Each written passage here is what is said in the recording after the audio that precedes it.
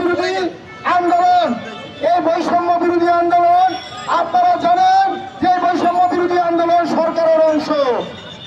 বৈষম্য বিরোধী আন্দোলনের 2 জন সমন্বয়ক উপদেষ্টা পরিষদে গিয়েছে, তারা সরকারে আছে।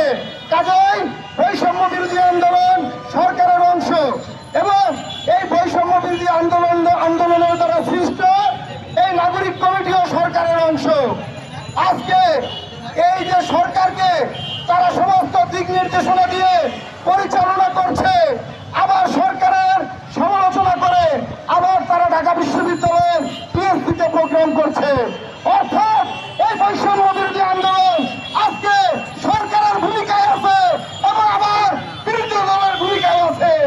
আজকে তারা জাতীয় পার্টি আর আওয়ামী লীগের মতো সরকারি দল বিরোধী দলের খেলায় মেতে উঠেছে।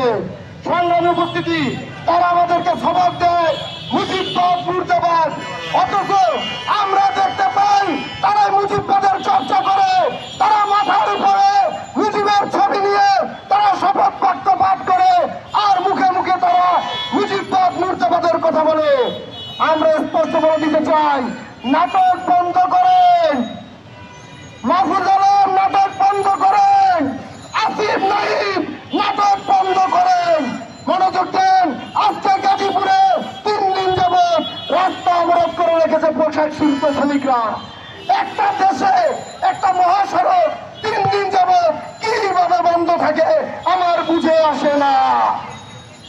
আজকে মাত্র একটা ফ্যাক্টরি শ্রমিকদের বকেয়া পাওনা, সেটা কত টাকার হতে পারে, কিন্তু অত্যন্ত দুঃখ এবং পরিতাপের বিষয় আজকে গাজীপুরের মহাসড়ক 3 দিন যাবৎ বন্ধ থাকার ফলে শত শত কোটি টাকা, হাজার হাজার কোটি টাকা রাষ্ট্রের ক্ষতি হচ্ছে।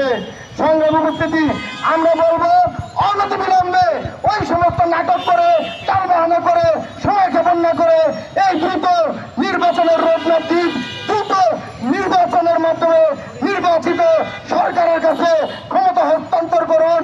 পাশাপাশি উপদেষ্টা পরিষদে সেই গতকালকে উপদেষ্টা নিয়োগ দেওয়া হয়েছে বশির এবং ফারুকি, এদেরকে অনতিবিলম্বে এদেরকে অপসারণ করতে হবে।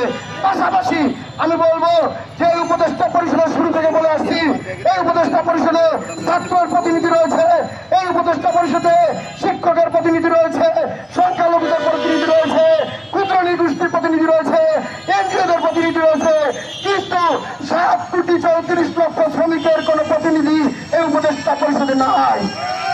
আমি স্পষ্টভাবে বলতে চাই, 7,34,00,000 শ্রমিকের প্রতিনিধি উপদেষ্টা পরিষদে আপনারা নিয়োগ করেন, অন্যথায় এই উপদেষ্টা পরিষদকে এই বাংলার জনগণ বর্জন করবে। সবাইকে ধন্যবাদ।